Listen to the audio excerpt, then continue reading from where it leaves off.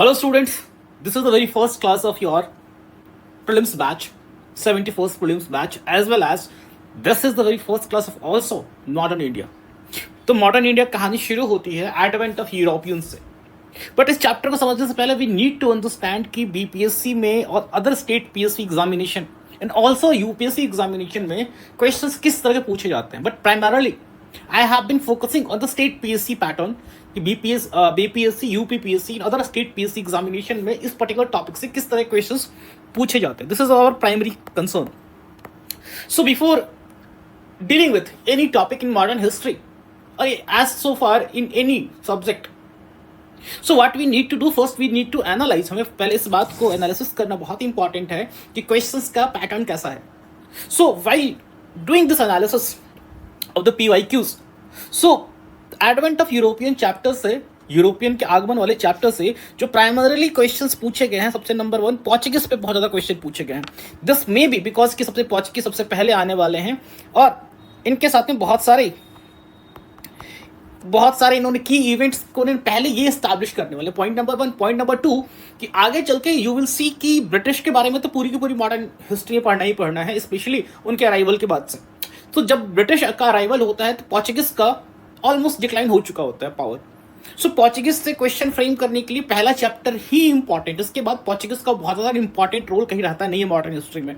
So that's may be the reason कि इस Portuguese से, पुर्तगालियों से बहुत ज़्यादा प्रश्न पूछे जाते हैं. सो हाई फ्रीक्वेंसी अब बहुत ज़्यादा क्वेश्चन का जो लेवल है दे मेनली फैक्चुअल, बहुत ज़्यादा एनालिटिकल नहीं होता, but they need factual plus time line पे ईयर बेस्ड क्वेश्चंस.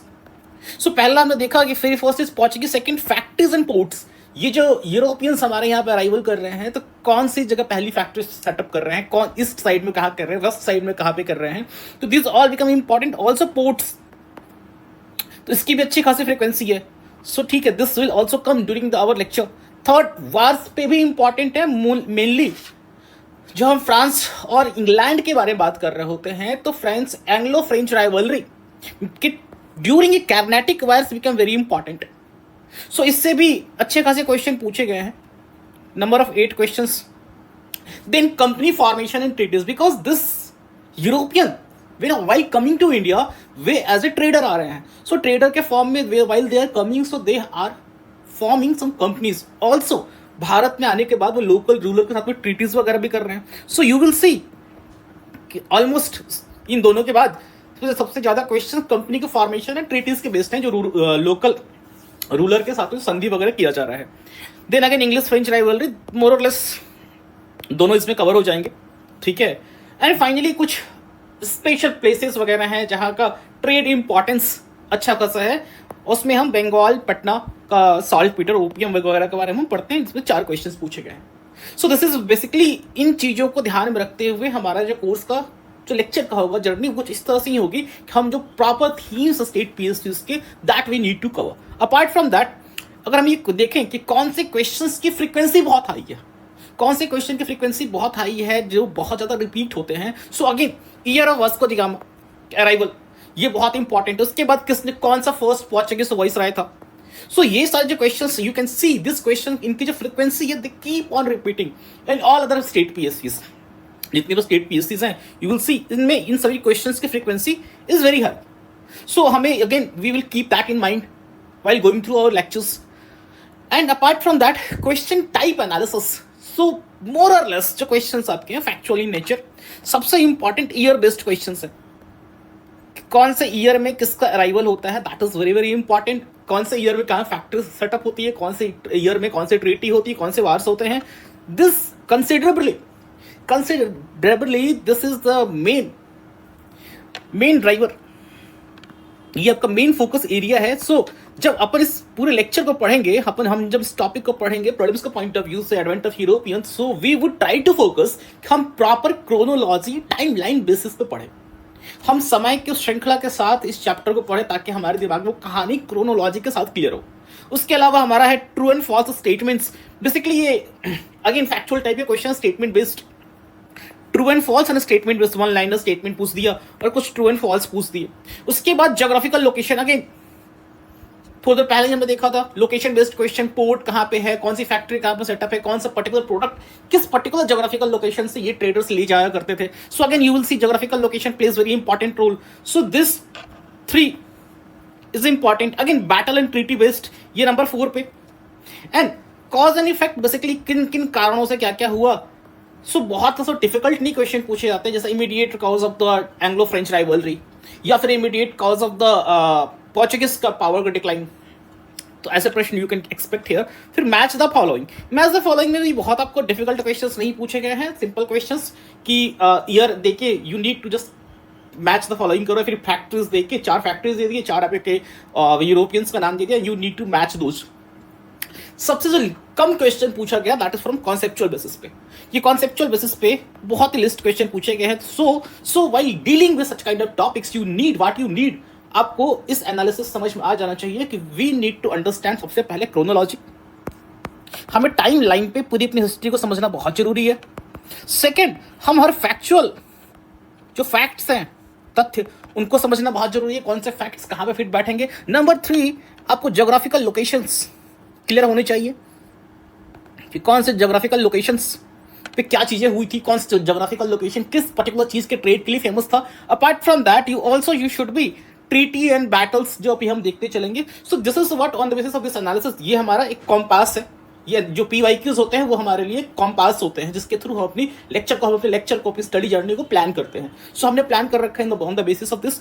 और मोस्ट इंपॉर्टेंट चीज कि सारे फैक्ट्स को, क्रोनोलॉजी को हम कैसे रिटेन करेंगे. सो व्हाट हमने जो मेथड अडॉप्ट किया है, हम लोगों ने मेथड अडॉप्ट किया है टाइमलाइन का और माइंड मैप का. सो जब आपके लेक्चर्स पढ़ाए जाएंगे that will be in the form of timeline. You will see everything will start on a particular year और टाइमलाइन के थ्रू हम बढ़ते जाएंगे. सो हमारा lecture is plan on the basis of timeline. और जो आपको रिवीजन के लिए नोट्स दिया जाएगा that will be very very crisp mind map notes. So I am just showing the notes how it will look alike.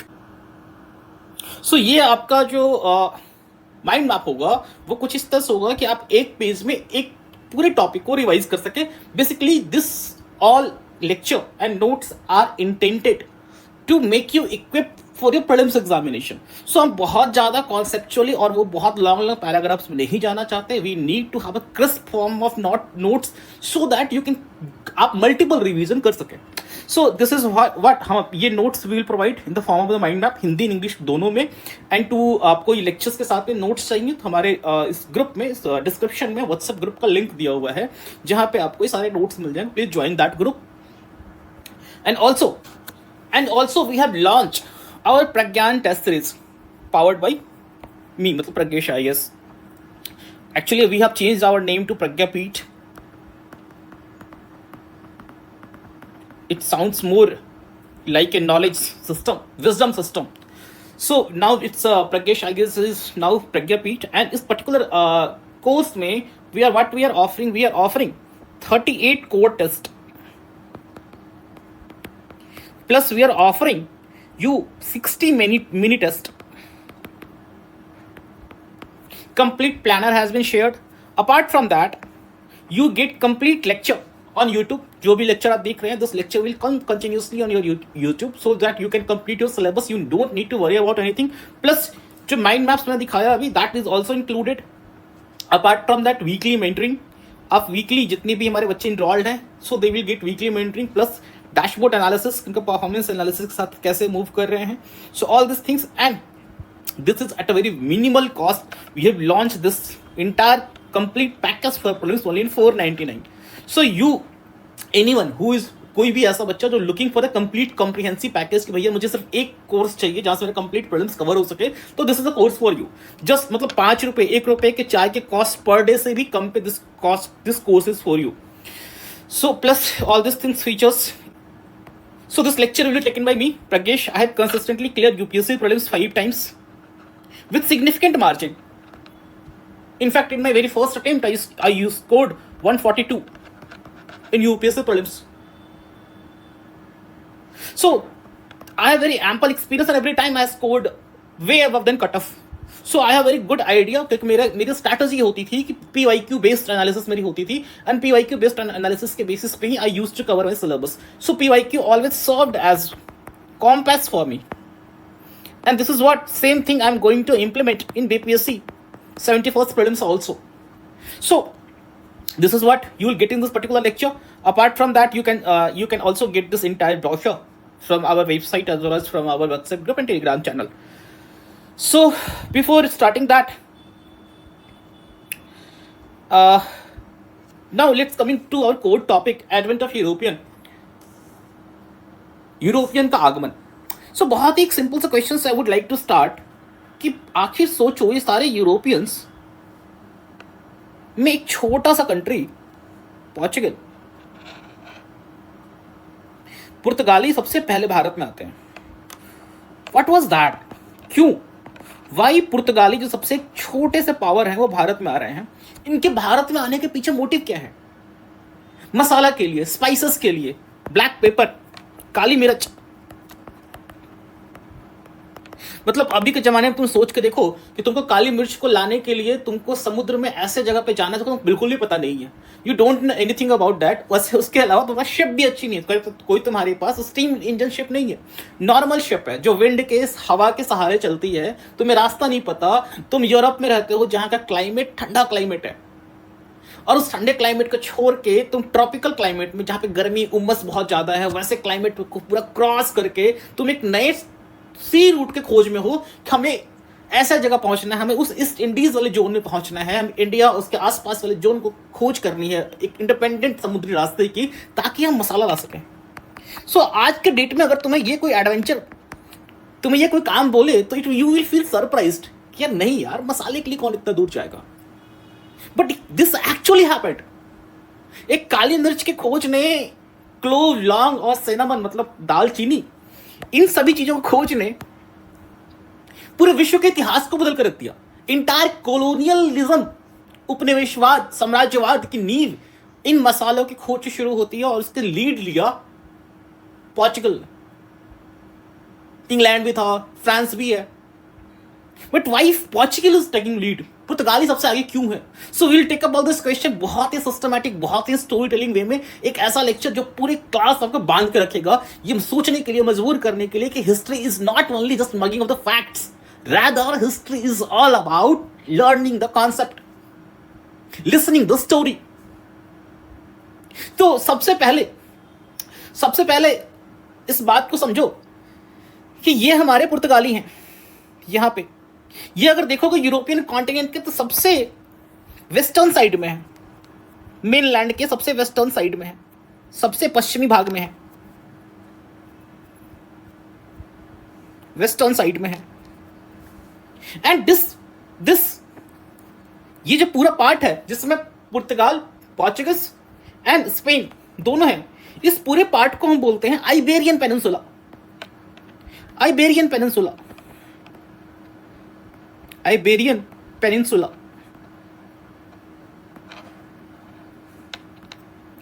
Peninsula वो part होता है, छोटा सा लैंड पार्ट जो चारों तरफ से वाटर से घिरा हो, एक साइड सिर्फ लैंड हो. लुक, ये सब तरफ से वाटर से, यहां पे सिर्फ लैंड है. So this is Iberian peninsula. और ये वाला जो पार्ट है, this part is Mediterranean sea. Tyrrhenian sea. This is present day Italy. But Italy उस समय एक यूनिफाइड कंट्री नहीं था जिस समय की हम बात करने जा रहे हैं. सो दिस इज मेडिटेरेनियन सी. और ये this is your Atlantic ocean. ये आपका अटलांटिक ओशियन है.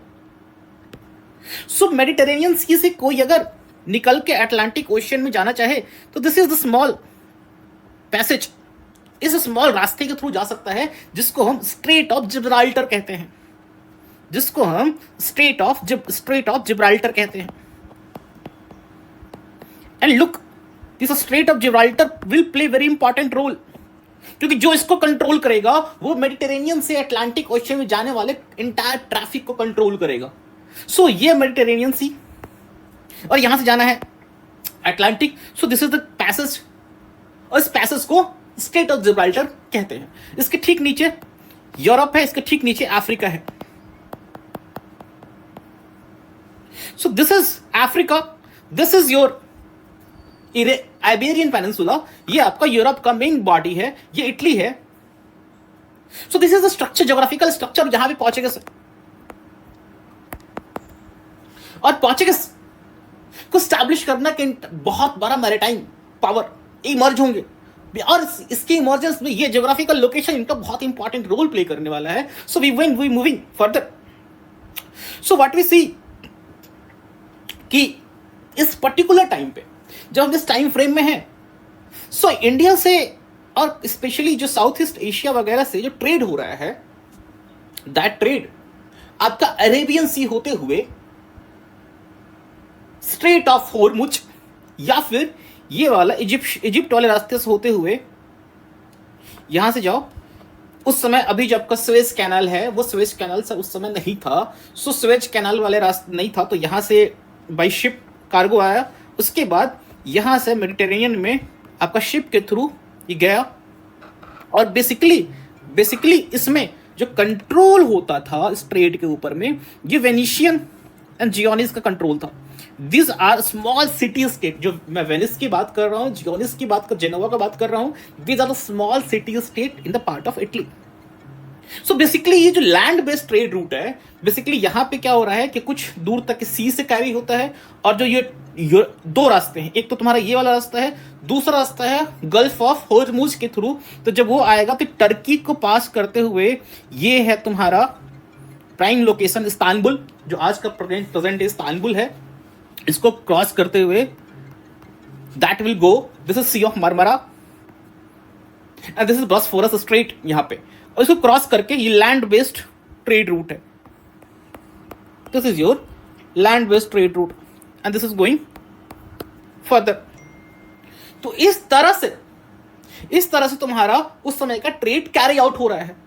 सो जिसका भी इस पूरे ट्रेड नेटवर्क पे कंट्रोल है, वो स्पाइस को कंट्रोल कर रहा है, वो अपने हिसाब से मनमाना प्रॉफिट कमा रहा है. और बेसिकली इस पर्टिकुलर ट्रेड में दो लोग इन्वॉल्व हैं. एक अरब, इनको हम अरब मर्चेंट्स बोलते हैं. दूसरे तुम्हारे इटालियन, ये जो तुम्हारे वेनिस एंड जेनोवा फ्लोरेंस के लोग हैं. सो इनको अच्छी खासी एक्सपीरियंस है उस टाइम पे कि हमारे यहाँ ट्रेड करने के लिए क्या क्या समुद्री चीजों, इक्विपमेंट की जरूरत पड़ती है. और ये उस समय के सबसे एडवांस्ड मरीनर्स हैं, क्योंकि इनको मेडिटेरेनियन सी में ट्रेड करने का अच्छा खासा एक्सपीरियंस है. सो इनके मोनोपोली को ब्रेक करने के लिए, हम एक दूसरा रास्ता खोज करने के लिए लोग काफी दिन से परेशान है. They wanted to find some alternative route. ये वाला रास्ता, जो दो रास्ते हमने देखे, ये दोनों रास्ते को छोड़ के कोई तीसरा रास्ता वैसा मिल जाए जो डायरेक्टली हम वहां पहुंच के वहां से हम स्पाइसेस ला सकें. In fact black pepper was called black gold. That was so important. और इसलिए भी इंपॉर्टेंट था क्योंकि जो यूरोप का खाने का टेस्ट है बहुत ही बेकार था उस समय. जो मीट्स वगैरह थे उनका टेस्ट बहुत ही ब्लैकेंड था. दूसरा कि उनके जब उसमें आप मसाला ऐड करते हैं तो कई बार वो जो थोड़ा सा सड़ गल भी गया ना, तो उसके वो स्मेल को दबा के मसाले का जो स्मेल होता है वो हावी हो जाता है खाने के ऊपर में. एक तो वो रीजन था, प्लस उनके खाने को टेस्टी बनाने के साथ साथ ये जो हमारे यहाँ के स्पाइसेस हैं, they also act as a preservative. मतलब आप खाने में अगर उस मसाले को मिला दो तो खाने को लंबे टाइम के लिए स्टोर कर सकते हैं, बेसिकली मीट्स वगैरह को. सो बिकॉज ऑफ दिस ये वहां पे मसाले को अच्छी खासी डिमांड थी. तीसरा, वहां पे एक तरह का ये सोशल स्टेटस था कि आपके यहाँ कोई गेस्ट आ रहे हैं, आपके यहाँ कोई भोज भात हो रहा है, कोई आपने पार्टी रखी है, उस पार्टी में आप स्पाइसेस कितना यूज कर रहे हैं. अगर आपके खाने में ये ईस्टर्न ईस्ट इंडीज के अगर स्पाइसेस हैं, सो आपका जो सोशल स्टेटस है दैट विल बी सीन, आप बहुत ही ऊपर हैं, नोबल क्लास में आप हैं. सो ये इस कारण से स्पाइसेस का demand was very very high and they wanted to have a direct route to India. So इसकी कहानी शुरू होती है सबसे पहले 1291. दो भाई हैं, Vivaldi brothers. Now the very first attempt made by European to cross Mediterranean, ये वाला रीजन क्रॉस करके बाहर निकलने का जो सबसे पहला अटेम्प्ट किसी ने किया था, दैट वेयर विवाल्दी ब्रदर्स. ये कौन है? ये जियोनियस. दोनों भाई जियोनिस हैं. इनका नाम है ऑगिलिनो विवाल्डी एंड वेंडिनो विवाल्डी. और ये कब स्टार्ट करते हैं? 1291, बहुत पहले, पोर्चुगीज से बहुत पहले. और the starting the journey from Mediterranean, they reaches straight of Gibraltar. यहां तक पहुंच के, और इनके बारे में कहा जाता है कि इसके बाद इनको कुछ पता नहीं चला. So they are basically lost chapter in history. इसके अंदर बहुत सारी कहानियां हैं, बाद में भी बहुत सारे लोग जो इस रीजन को क्रॉस करके अटलांटिक वाले क्षेत्र में आए, स्ट्रेट ऑफ जिब्राल्टर क्रॉस करके, उन्होंने भी बहुत इनके बारे में पता करने की कोशिश की, पर पता नहीं चल पाया कि आखिर वे कहाँ ये लॉस्ट हो गए। But they were the first जिन्होंने इस क्षेत्र को बाहर निकलने का, इस मेडिटेरियन रीजन से बाहर निकल के अटलांटिक में जाने का प्रयास किया था 1291, बहुत पहले पोर्चुगीज से। उसके बाद जो फर्दर कुछ कुछ और डेवलपमेंट्स होते हैं, ठीक आप देखोगे कि जो तुम्हारा यूरोप और अफ्रीका की just western side, this is your Europe, ठीक है, और ये जो तुम्हारा अफ्रीका है, इसके ठीक इस वेस्टर्न साइड में देयर कैनरी आइलैंड्स, और इसको 1341 में इसको मैपिंग, इसके बाउंड्री, इसकी मैपिंग कराने की कोशिश की जा रही है। एक तरह से ये धीरे धीरे अब यहाँ के लोग जो हैं वो यूरोप के जागरूक होना चाह रहे हैं कि भाई आखिर हमारे जो निकटतम हमारा समुद्री एरिया है वो कैसा है। सो 1341 में हमारा ये डेवलपमेंट हो चुका है, ठीक है, मैपिंग ऑफ कैनरी आइलैंड, ठीक। और इसके ठीक जो सबसे मेजर इवेंट है, क्योंकि सर आपको जाना है, आपको एक समुद्री रास्ता खोज करना है सर, यूरोप यहाँ पे है, आपका पोर्चुगल, और ये पूरा का पूरा ऐसे अफ्रीका से घूम के होते हुए it will come to India. So उसके लिए आपको पहले सर मैप तो पता होना चाहिए ना, आपका नक्शा तो हो। और सोचो मिडिवल टाइम में अपने पास सैटेलाइट नहीं है, जीपीएस नहीं है, we don't have satellites, so हमारे पास कोई प्रॉपर मैप कैसे हम जनरेट करेंगे। And this actually was done in 1375। बहुत ही पाथ ब्रेकिंग, बहुत ही important development took place in 1375, and that was कि Catalan atlas was made, and this Catalan atlas was made by Abraham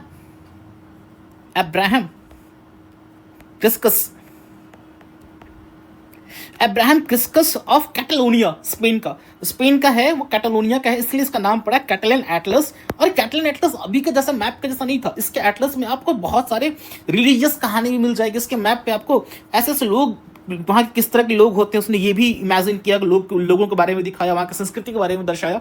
तो 1375 में हमारे पास पहली बार यूरोप, अफ्रीका और एशिया का एक यूनिफाइड मैप है। और अब ये सोचो कि ये अब्राहम क्रिस्कस को क्या सपना आया था, किसने पूरा इसको मैप के बारे में पता चल गया, because we don't have satellite system ना। सो एक्चुअली इसने मैप कैसे बनाया, तो ये बाकी जो अलग अलग लोग हैं अफ्रीका से, अरब ट्रेडर्स हैं, और यहाँ पे जो एम्पायर है और जो इंडिया वगैरह से जो लोग जमीन के थ्रू ट्रेड कर रहे हैं, तो सबों से कहानी गैदर कर करके, सबों से थोड़ा पीस ऑफ इंफॉर्मेशन कलेक्ट कर करके they finally come to the conclusion, अच्छा ये सारे पीसेस ऑफ इंफॉर्मेशन को जोड़ दें आपस में तो कुछ इस तरह से हमारा नक्शा बन सकता है। सो जो पहला ब्रेक थ्रू आया 1375 में, अब हमारे पास मैप आ चुका है, and that was Catalan atlas made by Abraham Cresques. कहां का? स्पेन में कहां का? कैटलोनिया का, दैट्स वाई कैटलन। और इस मैप की जो खास खूबी थी, इस मैप में साउथ ऊपर था, नॉर्थ नीचे था। अभी हमारा क्या है, अभी हमारा नॉर्थ ऊपर रहता है, साउथ नीचे रहता है। सो 1375 मेजर ब्रेक थ्रू, हमारे पास मैप आ चुका है। अब क्या, मैप तो आ चुका, लेकिन क्या पुर्तगालियों के पास में वो पावर है जो अपना पैसा खर्च करके वो वहां से पोर्चुगाल से जहाज को इंडिया भेज सके? तो उसके सबसे इंपॉर्टेंट चीज है कि पुर्तगालियों के पास अपना पॉलिटिकल पावर तो हो। अभी इशू क्या है कि पुर्तगाली अभी भी वो अंडर रूल ऑफ स्पेन की कैस्टल के अंडर में है। सो इनके पास अपना राजनीतिक फ्रीडम नहीं है, they don't have political independence. So in 1385 battle of Aljubarrota took place, और यहां से पुर्तगालियों ने अपना जीतने के बाद अपना एक इंडिपेंडेंट आधिपत्य स्थापित किया पुर्तगाल में। द डायनेस्टी, जो डायनेस्टी अब शासन में आती है, वो आती है Aves dynasty. Now this dynasty came Aves dynasty. अब यहां से चूंकि इनके पास पॉलिटिकल इंडिपेंडेंस हो गया है और अब इनकी धीरे धीरे महत्वाकांक्षा बढ़नी शुरू होगी। क्यों? इनके पास पॉलिटिकल इंडिपेंडेंस है, अभी जस्ट युद्ध से जीत के आए हैं, इनके पास अब मैप आ चुका है। सो दे विल ट्राई कि अपना हम मैरीटाइम अपना हम समुद्री इन्फ्लुएंस को बढ़ाएं, अपना हम स्फेयर ऑफ इन्फ्लुएंस को एक्सपैंड करें. So Aviz dynasty and the king John one the first king of the Portuguese, इसको बड़ा इंटरेस्ट आता है मैरीटाइम चीज़ों में, इसको बड़ा इंटरेस्ट है और धीरे धीरे ये अपने पुर्तगालियों को इंकरेज करता है कि अब तुम मैरीटाइम चीज़ों में घुसो. घुसने से फायदा क्या होगा, जो वेनिसियन है, जो इटली वाले लोग हैं, वेनिशियन, फ्लोरेंस, जेनिस, उनके तुम ट्रेड मोनोपोली को ब्रेक करो. सो 1385 में पुर्तगालियों को क्या मिल गया, पुर्तगाली गॉट इंडिपेंडेंस. अब इनका जो मैरीटाइम एम्बिशन है वो एम्बिशन अब चलना शुरू होगा. एंड 1415 ऑलमोस्ट 30 साल बाद इन्होंने पहला अपना समुद्र के बियॉन्ड, समुद्र पार करके, ओशियन को क्रॉस करके इन्होंने पहला अपना एक कैप्चर किया लैंड जो कि अफ्रीका में है, that is capture of Ceuta. So Ceuta is a small place. ये this is your Europe. Just we saw, ये तुम्हारा आइबेरियन पेनिनसुला है. Just we saw this is your Iberian peninsula.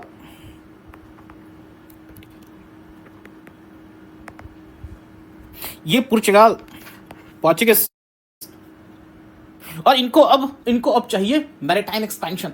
ये चूंकि जस्ट 30 साल पहले इंडिपेंडेंट हुए हैं, तो धीरे धीरे अपने ये समुद्री एक्सपेंशन को, अपने समुद्री साम्राज्य को बढ़ाना चाह रहे हैं. सो चूंकि स्ट्रेट ऑफ जिब्राल्टर ही है, ये मेडिटेरेनियन सी है.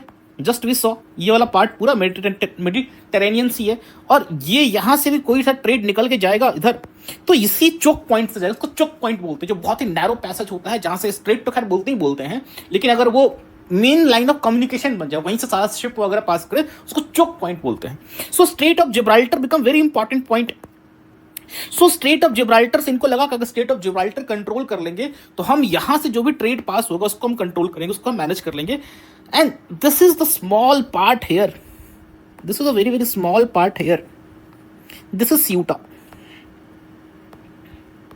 सो पहली बार ये समुद्र क्रॉस करके एक अपना यहां पे इन्होंने अपनी टेरिटरी को कैप्चर में किया. सिर्फ टेरिटरी कैप्चर नहीं किया, एक तो कॉन्फिडेंस बना कि बेटा अपन कर सकते हैं. दूसरा, इन्होंने चोक पॉइंट को कैप्चर किया. डायरेक्टली स्ट्रेट ऑफ जिब्राल्टर के नीचे आके बैठ गए, बोले आजा, जिसको इधर से पास होना है, they need to take my permission. So this is one of the major development Portuguese के मैरीटाइम जो विजन इनका है, इनका जो मैरीटाइम एक्सपेडिशन है, उसमें इनका एक बहुत बड़ा development took place in 1415, capture of Ceuta. उसके बाद जिस बंदे ने उसको पुर्तगालियों को उस मुकाम पे पहुंचाया, he was a prince Henry the navigator. उसको प्रिंस हेनरी इसका एक्चुअल नेम है, बट इसको चूंकि इसको इतना ज्यादा मैरिट, समुद्री एक्सपीडिशन, जहाज और इंस्ट्रूमेंट, नए एक्सप्लोरेशन, खोज करने से इतना इसको प्रेम है. सो इसने बहुत ज्यादा काम किया इस क्षेत्र में, इसलिए इसको लोग एक क्या बोलते हैं, unique name they given, prince Henry the navigator. So इसके काल में ऐसी बहुत सारी चीजें हुई that changed the entire maritime journey, कि एक समुद्री रास्ते की जर्नी अपन कैसे करेंगे, उसको उसने पूरी तरह कंप्लीटली चेंज कर दिया. और उसमें सोचो, कभी तुम्हारे पास एक कोई सिस्टमैटिक वे नहीं. जैसे I am marine engineer and I have done my BTech in marine engineering. So मैंने कॉलेज से प्रॉपर पढ़ाई की है, बट इमेजिन 500-600 साल पहले क्या समुद्र में जर्नी करने के लिए पढ़ाई करनी पड़ती होगी. जब पढ़ाई नहीं करते हैं तो कोई ट्रेनिंग नहीं होती, तो कैसे लोग इतने लंबी लंबी जर्नी कर सकेंगे. तो इस चीज को इसने सॉल्व करने के लिए सबसे पहले what he did, he established school of navigation. School of navigation proper भैया पढ़ाया जाएगा आपको, प्रॉपर आपकी पढ़ाई होगी कि आप समुद्र में कैसे जाएंगे, कैसे आप शिप को मैन्यूवर करेंगे, कैसे आप अलग अलग लोकेशंस को जान पाएंगे, कभी हम किस प्रेजेंट लोकेशन पे हैं, कैसे आप मैप को यूज करेंगे. सो एवरीथिंग इस स्कूल ऑफ नेविगेशन में स्टार्ट हुआ. सो प्रिंस हेनरी द नेविगेटर का जो मेजर कंट्रीब्यूशन था, सबसे पहले इसने क्या किया, इसने school of navigation established, he established school of navigation. इसके अलावा सेकंड मोस्ट क्रूशियल, जिसने, क्योंकि आप इतनी बड़ी जर्नी यूरोप से इंडिया तक की जर्नी एक नॉर्मल शिप से नहीं कर सकते, आपको उसके लिए एडवांस शिप चाहिए, जिस शिप की टेक्निकल क्षमता पहले से अधिक अच्छी हो, सब की मैन्यूवरेबिलिटी, मतलब शिप को घुमाने फिराना आसान हो, शिप हल्की हो. सो ये इस टाइम का जो सबसे बड़ा इसने जो मेजर कॉन्ट्रीब्यूशन दिया, दैट वाज द कैरेवल शिप। इसने कैरेवल शिप्स को बनाने में बहुत इंपॉर्टेंट रोल प्ले किया, और इस टाइम से पुर्तगालियों के पास में, just let me show how it looks like caravel ship. अच्छा, ये image I have not included. Actually caravel ship में क्या होता है, ये कैरेवल शिप में एक तो इसकी जो टेक्निकल एफिशिएंसी ज़्यादा अच्छी होती है, इसका जो वॉइस का बहुत ही सिंपल होता है। अपार्ट फ्रॉम सबसे इंपॉर्टेंट, ये जो इसके विंड सिल्स हैं, ये जो इसके लेंथ, ये जो कपड़ा लगा होता है जहाज के ऊपर में, ताकि हवा के संपर्क में आके ये हवा इसके प्रेशर बना, ये आगे की तरफ मूव कर सके। तो इसमें कैरेवल शिप सबसे इंपॉर्टेंट क्या था कि इसमें हम ट्रायंगुलर और स्क्वायर दोनों तरह के लेंटिल्स यूज करना स्टार्ट किए, और इन दोनों के कॉम्बिनेशन से ये पॉसिबल हो पाया कि हम हवा के रुख के अगेंस्ट भी हम जहाज को लेकर जा सकें। प्लस इसको इन दोनों कॉम्बिनेशन से शिप को घुमाना मोड़ना आसान हुआ। सो अगर हम समुद्री तूफान में फंस के कहीं ऐसी जगह फंस गए, तो कैरेवल शिप अब नाउ उस क्षमता के लायक है, वैसे तूफानों से निकल कर जा सकता है। सो सेकेंड इंपॉर्टेंट कॉन्ट्रीब्यूशन किसका था, इसने कैरेवल शिप को प्रमोट किया। कैरेवल शिप इसी के टाइम पे बनना शुरू हो गया। थर्ड, अब हमारे पास इंस्ट्रूमेंट्स चाहिए। सो हमारे पास इंस्ट्रूमेंट्स चाहिए जिस इंस्ट्रूमेंट्स के थ्रू हम मिड स्ट्रीम में हम समझ सके कि हम किस दिशा में जा रहे हैं। दो इंपॉर्टेंट इंस्ट्रूमेंट उसने बनवाए, that was astrolabe and quadrant. ये दोनों बेसिकली आप बीच समुद्र में हैं, और यहां से आपके इनको यूज करके आप एग्जैक्टली जान सकते हैं कि अभी हम किस लैटिट्यूड पे हैं, किस लॉन्गिट्यूड लैटिट्यूड पे। Suppose someone is here north of equator के ठीक ऊपर है, तो वो एक्चुअली शिप में सी में कैसे पता चलेगा? सी में we don't have any mark ना, इट्स कंप्लीट वाटर। सो इसने कुछ इक्विपमेंट्स बनाए ताकि आप पता कर सको कि अभी हम किस लैटिट्यूड पे हैं, और हमारे पास कॉम्पास भी, हमारे पास ये मैप भी है, so we can know further कि हमें किधर जाना है।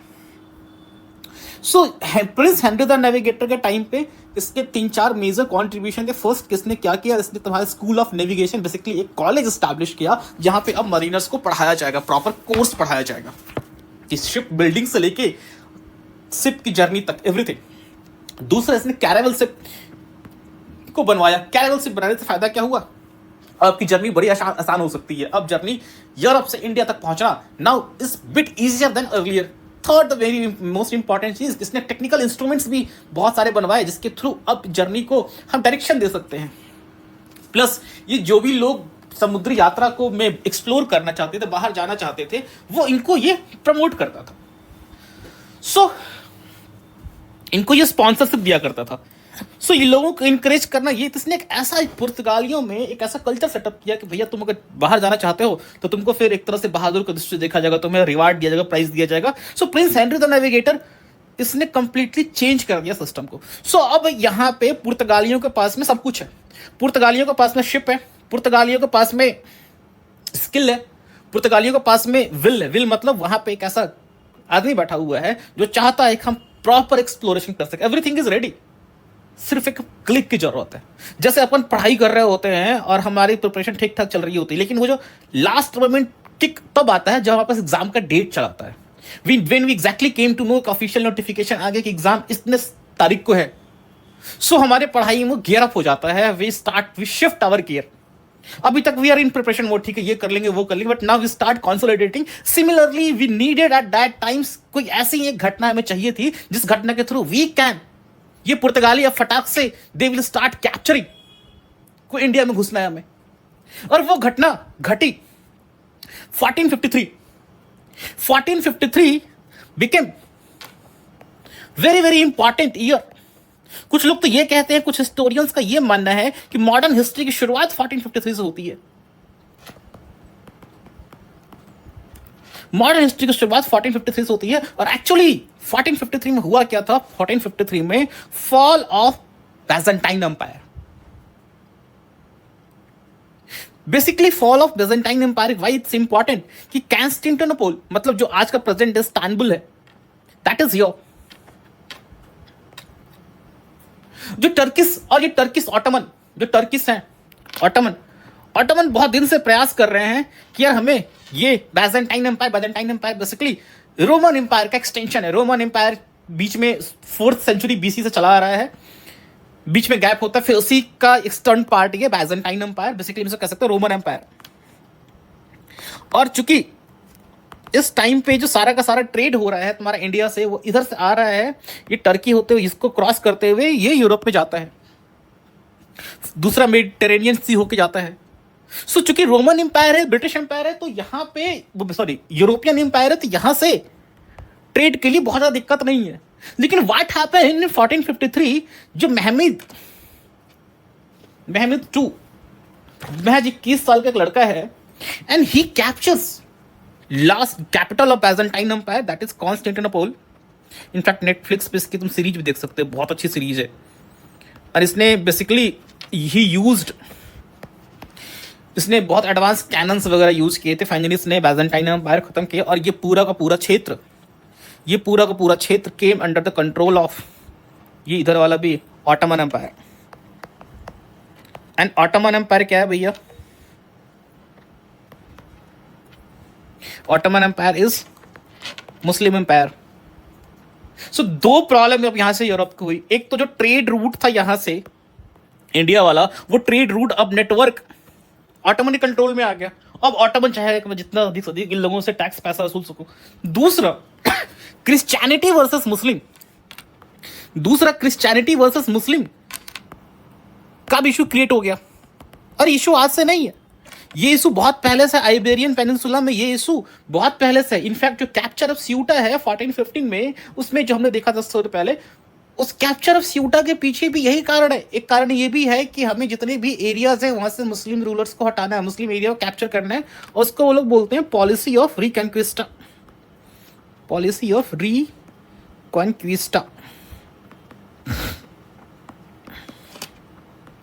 सो when Ottoman empire came to the power, और इस पूरे रोमन एम्पायर का, बैजेंटाइन एम्पायर को हटा के उसने कैप्चर कर लिया, सो ये पूरे यूरोप में बौखलाहट आ गई। और ये बौखलाहट दो कारणों से है कि एक तो पहले मुस्लिम एम्पायर ने कैप्चर कर लिया है ट्रेड रूट को, तो so that has to be, उसका alternative we need to find. Second, अब स्पाइसेस को कंट्रोल, स्पाइस ट्रेड को, जो स्पाइस ट्रेड रूट है उसका जो कंट्रोल है, that now completely came into the hand of Ottoman empire. अब ये लोग परेशान हैं। सो अब यहां से जो ट्रिगर है, एग्जाम का डेट निकल गया 1453। अब सारी तैयारी तो ऑलरेडी पुर्तगालियों ने कर रखी है, इनफैक्ट आइबेरियंस ने। अब सिर्फ वो किक की जरूरत है, किक दे दिया 1453। सो अब ये लगातार ये लोग दे आर ट्राइंग कि भाई अपने को इंडिया पहुंचना है। एंड 1488, मतलब ऐसा नहीं है कि पहले नहीं हुआ है, इससे पहले भी ये पूरा अफ्रीका है ऐसे। तो दे स्टार्ट, पहले उन्होंने स्यूटा कैप्चर किया, फिर केप बॉसडोर कैप्चर किया। धीरे धीरे लोग आगे बढ़ रहे हैं। और चूंकि ये जो एरिया है केप बॉसडोर वाला, इस वाले एरिया में इशू क्या था कि यहाँ क्लाइमेट बहुत ही मिस्टी है, मतलब फॉगी, कुहासा बहुत रहता है। कुहासा रहने के पीछे कारण ये है कि यहाँ से ऊपर से आता है कोल्ड करंट।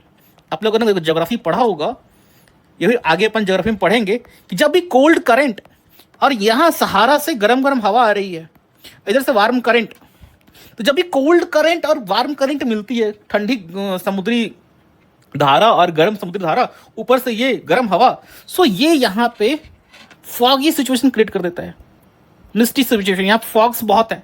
सो चूंकि यहाँ के लोगों के मन में एक बहुत ही ऐसी, यूरोप के लोगों के मन में धारणा बनी पड़ी थी कि यार इसको क्रॉस करना बहुत मुश्किल है। यहाँ का क्लाइमेट, यहाँ का foggy situation, storm, tropical storms वगैरह, वेदर्स, ये दैट मे क्रिएट प्रॉब्लम। सो धीरे धीरे ये कैप्चर आगे बढ़ना शुरू होते हैं। और यहाँ का जो गोल्ड कोस्ट है, घाना वगैरह का, इसको ये लोग इसमें ये लोग इंटर कर चुके हैं।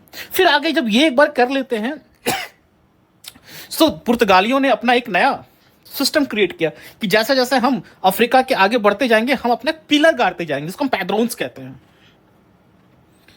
दे स्टार्टेड एस्टैब्लिशिंग पैद्रोन्स। अब जैसे जैसे आगे बढ़ेंगे, सो ये हर जगह अपना एक पिलर एस्टैब्लिश करते जा रहे हैं, जिसको हम पैद्रोन्स कहते हैं। एंड फाइनली इन 1488 दे, अब यहां से हुआ कि फाइनली हमें अब तो इंडिया जाके ही मानेंगे। एंड इस बार इंडिया जाने के लिए जिस आदमी को चुना गया, he was Bartolomeu Dias was the person. इसको पुर्तगालियों ने भेजा कि जा तू किस बार इंडिया खोज के आएगा। एंड ही स्टार्टेड इस जर्नी। चूंकि ऑलरेडी बहुत पार्ट तो कवर हो चुका है, इन्होंने पैद्रोन्स अपने खड़े किए हुए हैं, इनको पता है, सो दे आर मूविंग। और यहां पहुंचते पहुंचते यहां तक तो पहुंच गया, और ये इस एकदम लास्ट टिप पे पहुंच गया। लास्ट टिप पे पहुंच के ये चूंकि ये आप प्रॉपर इक्वेटर क्रॉस करके जा रहे हैं नीचे, सो आपको ट्रॉपिकल साइक्लोन्स का तो सामना करना पड़ेगा सर। यू नो ना, इक्वेटर के 10 डिग्री ऊपर के बाद से हमारे ट्रॉपिकल साइक्लोन्स पाए जाते हैं। सो ट्रॉपिकल साइक्लोन का सामना करेगा, प्लस इस वाले रीजन में, ट्रॉपिकल रीजन में सर गर्मी बहुत रहती है, ह्यूमिडिटी बहुत है, उमस बहुत है, और सिप में एसी उसी नहीं है, ठीक है, टू मेक इट क्लियर। सो जब अपन ये यहां पे पहुंचता है बारथोलोम्यू डियास, तो यहां पे एक समुद्री तूफान में फंस जाता है, इसकी शिप पूरी घूम जाती है इधर उधर उधर, and finally after few days he realizes, जब तूफान क्लियर होता है, कि यार मैंने तो अफ्रीका का फाइनल टिप क्रॉस कर लिया, मैं अफ्रीका का फाइनल जो नीचे का पॉइंट क्रॉस करके मैं दूसरे साइड आ गया हूं। ही बिकम वेरी हैप्पी। चलो फाइनली इतना स्ट्रगल, इतना तूफान उफान झेलने के बाद में ये मैं इंडिया का रास्ता खोज लूंगा, लेकिन जो उसके शिप पे मेंबर्स वगैरह हैं देश से कि ना, अब हम ना जाएंगे इंडिया, थक गए हैं, बहुत उम्मस है, बहुत गर्मी है, ये समुद्री तूफान हम लोग का पूरा एनर्जी ड्रेन कर लिया, ऊपर से मच्छर, ये all this things, so much tropical insects वगैरह। So finally they decided, they return. अगर ये आगे मूव कर गए होते तो शायद अपन कोलंबस के बारे में न पढ़ के बारथोलोम्यू डियास के बारे में पढ़ रहे होते, कि Bartholomew Dias was the first person who reached India, but why it came back, यहां से लौट गया और वहां जाके अपने किंग को बताता है, किंग मैनुअल को, कि हम लोग तो यहां से पहुंच के आए, बहुत ही बेकार जगह है वो, बहुत समुद्री तूफानी, बहुत हीट, बहुत गर्मी, बहुत स्टॉर्मी वहां का सिचुएशन है। तो इसने इस जगह को बहुत ही बेकार बताया, लेकिन किंग मैनुअल अलग नहीं, सुन के नशे में आ गए, भाई तुमने तो फाइनली तुम अफ्रीका की लास्ट एंड पे पहुंच गए, सो मतलब हमारे पास कंप्लीट होप अब आ चुका है कि हम इंडिया जा सकते हैं, बस वहां से बस थोड़ा सा आगे और जाना है। सो ये कोई स्टॉर्मी जगह नहीं, this is Cape of Good Hope, जिसको हम आज तक इसी नाम से बोलते हैं। This name was given by king Manuel of Portugal. उसने बोला कि भैया यही तो है, तुम पहुंच गए, ये हमारा होप, तुमने हमें हमारे होप तक पहुंचा दिया। This is not only hope, Cape of Good Hope.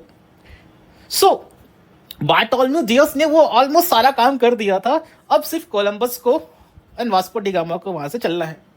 सो 1492 इसके बाद स्पेन ने अपने एक आदमी को भेजा, एंड वो रास्ता भटक जाता है, वो रास्ता भटक जाता है, and he landed in America thinking that it is India, and he was Columbus 1492. He landed in America, और भारत का रास्ता खोजने के बजाय उसने यूएस की खोज कर दी, यूएस के रास्ते की खोज कर दी। और उसके बाद 1498 the person that was chosen, 1497 actually 1497। So Bartholomew Dias के बाद पुर्तगालियों ने बोला कि ना, अब की बार तो रास्ता खोज के आएंगे, पूरा एकदम इंडिया तक पहुंच के आएंगे। सो दे डिसाइडेड कि इस बार हमें एक ऐसा बंदा चाहिए जिसके पास प्रॉपर वो स्पिरिट हो, एकदम बिल्कुल दमखम हो, जो भारत तक एकदम पहुंच के दम माने। सो इसमें इस आदमी की जो खोजी, that was Vasco da gamma, क्योंकि वास्को डी गामा का जो फादर थे, उनके फादर का बड़ा अच्छा नेम फेम था एडवेंचरी को लेके। वास्को डी गामा का भी बहुत बढ़िया नाम था। सो वास्को डी गामा को 8 जुलाई 1497 को पुर्तगाल से विदा किया गया।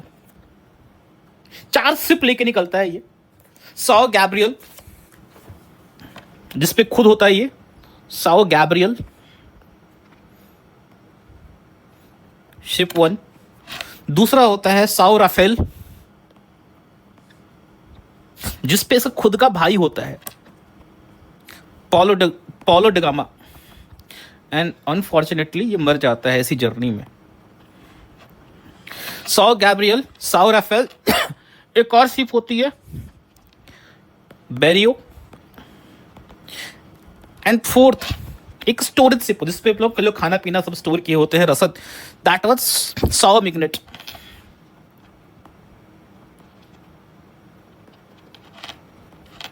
सो बेसिकली अगर क्वेश्चन बहुत ही ट्विस्ट करके बहुत फैक्ट पे जाएगा तो मैक्सिमम ये पूछ सकते हैं कि what was the name of the ship, जिस शिप के माध्यम से पुर्तगाली आए थे इंडिया, वास्को डी गामा आया था, साओ गैब्रियल, डेट 8 जुलाई 1497, and he started following the same route. So same route follow करते करते he reaches now same route follow करते करते अब वो यहाँ से स्टार्ट कर रहा है, लिस्बन से। Started his journey from Lisbon, और ऑलरेडी इन्होंने बहुत सारे पैड्रोन्स पिलर्स स्टैब्लिश कर रखे थे, यहाँ तक उसको दिक्कत नहीं होती है। फाइनली ये नवंबर में केप ऑफ गुड होप पहुंच जाता है, नवंबर में 1497। फाइनली मोजाम्बिक, मोम्बासा होते हुए मोजाम्बिक में इसको बहुत ज़्यादा वहाँ पे ठहरने का प्रयास करता है, वहाँ के लोकल किंगडम से बातचीत करता है, लेकिन बहुत ज़्यादा इसको हॉस्टिलिटीज़ का सामना करना पड़ता है। उनको डर लगता है कि यहाँ के लोगों को कि ऐसा नहीं हम पे अटैक वटैक कर दे। सो फिर यहाँ से भागा। फाइनली केन्या में there is a place Malindi,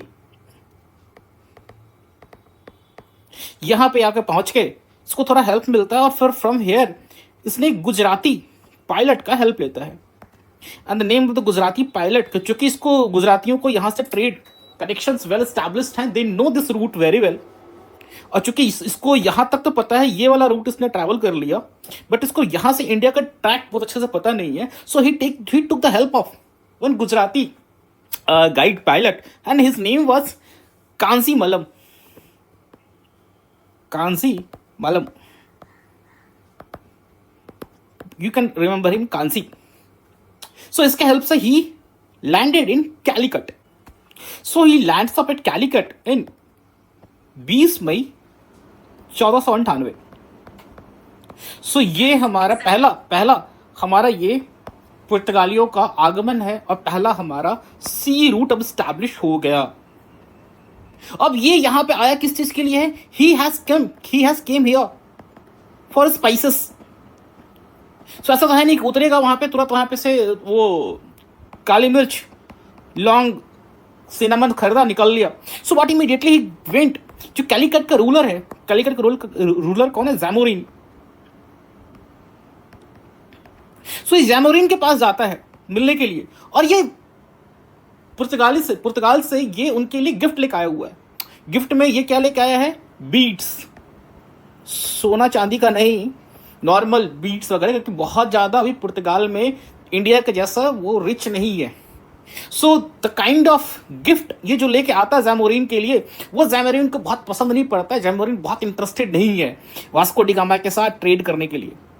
so Vasco da gamma का जो पहला जर्नी इंडिया में ही लैंडेड, बहुत ज़्यादा इसको यहाँ पे बहुत ही वार्म, बहुत ही दिल खोल के इसको ये वेलकम नहीं किया जाता, बिकॉज इसकी गिफ्ट्स वगैरह में बहुत दम नहीं होता।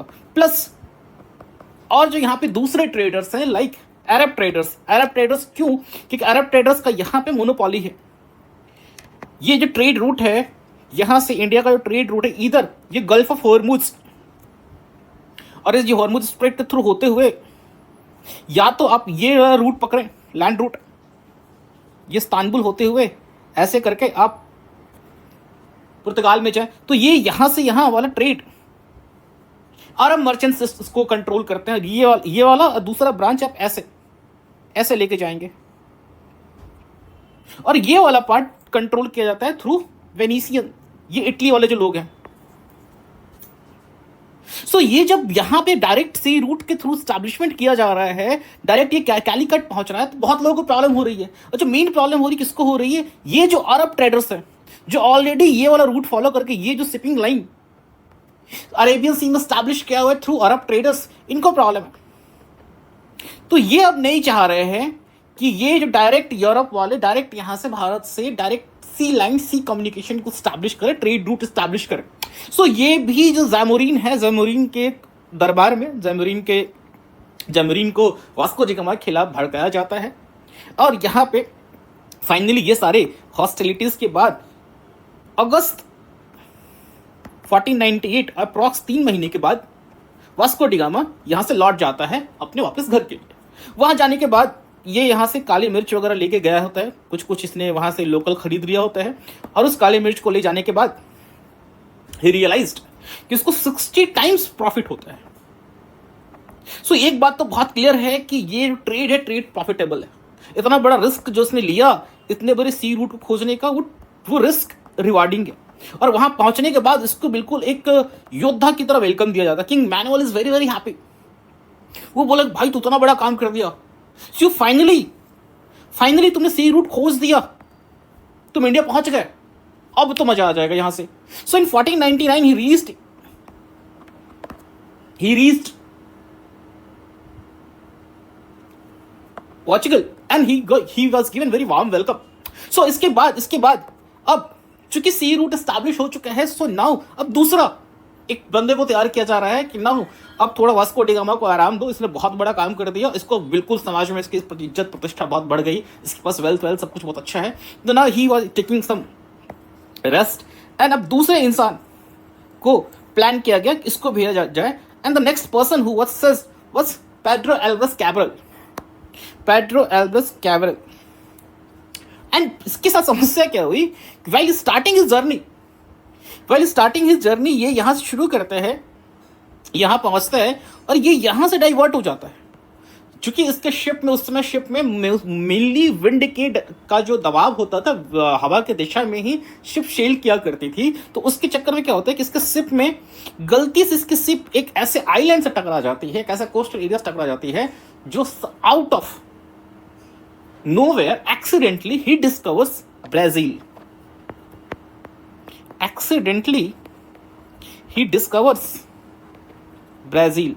एक्चुअली इसने 1500 में अपनी जर्नी स्टार्ट करता है। 22 अप्रैल 1500 he reaches on the coast of Brazil.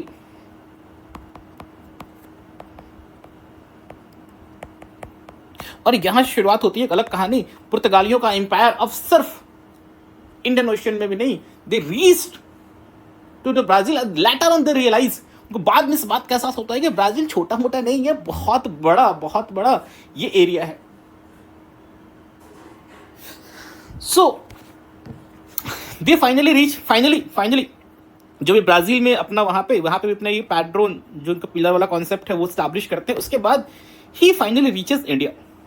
उसको अपना एहसास होता है कि नहीं, हम लोग भारत के लिए रास्ता भटक गए हैं। Then he finally reached India in September 1500। और यहां पहुंचने के बाद चूंकि वास्को डी गामा ने रूट एस्टैब्लिश कर दिया, वास्को डी गामा वहां को जाकर बता चुका है कि भैया वहां पे ट्रेड करना इतना आसान नहीं, जो अरब मर्चेंट्स हैं वो तुम्हारे खिलाफ में बहुत ज्यादा प्रॉब्लम क्रिएट करेंगे। सो ये यहाँ पे आके जैमोरिन से मिलता है और जैमोरिन को बोलता है कि यार हमें तुम अपना यहाँ एक फैक्ट्री बनाने दो। सो कैलीकट कोझिकोड में, प्रेजेंट डे कोझिकोड में ये एक अपनी पहली फैक्ट्री स्टैब्लिश करता है 1500 में। बहुत ज्यादा मतलब फैक्ट्री मतलब ऐसा वहां ये कॉन्सेप्ट नहीं है, कुछ वहां पे मैन्युफैक्चरिंग कोई चीज बनाई नहीं जा रही, सिंपली एक वेयर हाउस है जहां पे जैसे इसकी 3-4 शिप लेके गए, आप 3-4 शिप में सामान लोड करके इसको लेके आना, तो सब सामान जो कहीं कलेक्ट करके रखेगा ना, वो सामान एक जगह जमा करके रखना, प्लस उसको सामान सुरक्षित, एक तरह का यहाँ पे स्टोर हाउस है जिसको अपन वेयर हाउस बोलते हैं। सो फैक्ट्री कॉन्सेप्ट स्टार्टिंग में देखोगे तो वेयर हाउस का कॉन्सेप्ट है। सो कैलीकट में पहली फैक्ट्री स्टैब्लिश करता है। बट समस्या यह है कि जो अरब मर्चेंट तो समझ गए कि यार इसको फैक्ट्री स्टैब्लिश अपन करने देंगे तो ये तो बहुत बड़ी प्रॉब्लम क्रिएट करता है, ये हमारे ट्रेड को नुकसान पहुंचाएगा, क्योंकि हमारा ट्रेड भी तो यूरोप में ही फाइनली जाता है और इसने अगर डायरेक्ट लेके जाएगा तो इसको ज्यादा प्रॉफिट होगा। और चूंकि डायरेक्टली इसके बीच में इंटरमीडिएरीज नहीं है, क्योंकि जो अरब ट्रेड्स कर रहे हैं वो अरब ट्रेड में पहले यहां से ट्रेड अरब लेके जा रहा है, फिर जो इटालियन है वेनिशियन वो ट्रेड में इंटरफेयर कर रहे हैं, तो 2-3 हाथों से ट्रेड गुजर के जा रहा है। सो उसमें जो प्रॉफिट है लेयर बढ़ने का चीजें महंगी हो जा रही और ये सीधा लेके जाएगा, इसको कम मार्जिन में लेयरिंग कम है तो ये चीजों को सस्ता बेच पाएगा। सो अरब्स को पता है कि अगर ये स्टैब्लिश हो गया तो ये हमारे ट्रेड को नुकसान पहुंचाएगा। सो अरब ने फिर से जैमोरिन को समझाना शुरू किया, भैया तुम इसको यहाँ पे फैक्ट्री स्टैब्लिश नहीं करने दो। सो जैमोरिन और अरब ने मिलके इसके साथ कैब्रल के साथ हो गया पंगा। सो कैब्रल की फैक्ट्री को नष्ट कर दिया। सो कैब्रल ने दिमाग लगाया, नीचे गया कोचिन। जो कोचिन का रूलर है उसको जैमोरिन से इशू है। So he went to Cochin वाले को बोलता है कि भैया तुम मेरे को फेवरेबल ट्रेड एग्रीमेंट दो, हम दोनों साथ में दोस्ती कर, तुम्हारा दुश्मन मेरा दुश्मन दोनों एक ही है, मैं तुम्हें ट्रेड में जो मुनाफा मैं तुम्हें अपना टैक्स वगैरह दूंगा, तुम्हें जस्ट ट्रेड करना दो, मुझे फैक्ट्री स्टैब्लिश करना दो। So they finally establish their permanent factory in Cochin. ये कैलीकट वाली फैक्ट्री को जब लोगों ने अरब ट्रेडर्स मिलकर उसको नष्ट कर दिया। So they establish their first factory in Calicut, लेकिन permanent factory in Cochin. So question हो रहा था first factory where they establish its Calicut, but उसके बाद जो फैक्ट्री उसकी इनकी तोड़ दी जाती है, एस्टैब्लिश इन कोचिन। सो इसके बाद कैब्रल ने बहुत अच्छा काम कर दिया, इसने 2 बड़े काम किए, एक तो फैक्ट्री एस्टैब्लिश कर दिया, दूसरे से ब्राजील खोज दिया। लेकिन अब वास्को डी गामा अब पूरा आराम आराम करके तैयार हो चुका है, इसको लग गया है शेर के मुंह में खून। ये एक बार जर्नी कर चुका है इंडिया का, और ये वहां से आने के बाद ही वॉज गिवन हीरो वाला वेलकम। अब थोड़ा थोड़ा इसका जो पुराना वाला इसका जो दिन थोड़ा पुराना हो चुका है, तो इसको फिर से चाहिए। दूसरा ही थोड़ा एग्रेसिव नेचर का है, इसको पता है कि मैं जब पहली बार गया था जैमोरिन ने मेरे को बहुत बेइज्जती की थी, प्लस जो अरब ट्रेडर्स हैं उन्होंने मेरा बहुत पंगा क्रिएट किया था। इसके दिमाग में वो बैठा हुआ है कि एक बार मैं जाके ना सबक सिखा के आऊँ। सो ये बोलता है कि भैया एक बार मेरे को एक मौका दो फिर से इंडिया जाने का, और इस बार मैं ऐसे वैसे नहीं जाऊँगा, पूरी तैयारी वारी करके जाऊँगा। बताता हूँ उन लोगों को, बहुत उन लोगों ने तंग किया है। सो इन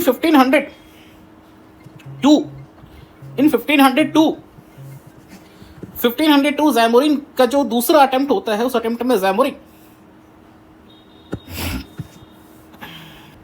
इन 1502 इसको पता है कि इस बार मैं जाऊंगा तो जैमोरिन को सबक सिखा के आऊंगा, प्लस अरब ट्रेडर्स को भी।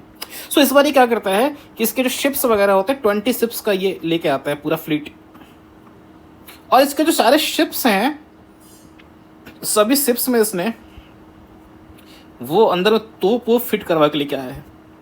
ठीक है, बोले अच्छा रुको इस बार बताते हैं। एंड फाइनली यही landed in Calicut again Zamorin के पास। जैमोरिन के साथ फिर से इसका पंगा शुरू होता है, और ये पूरे कैलिकट पे बॉम्बार्डिंग शुरू कर देते हैं।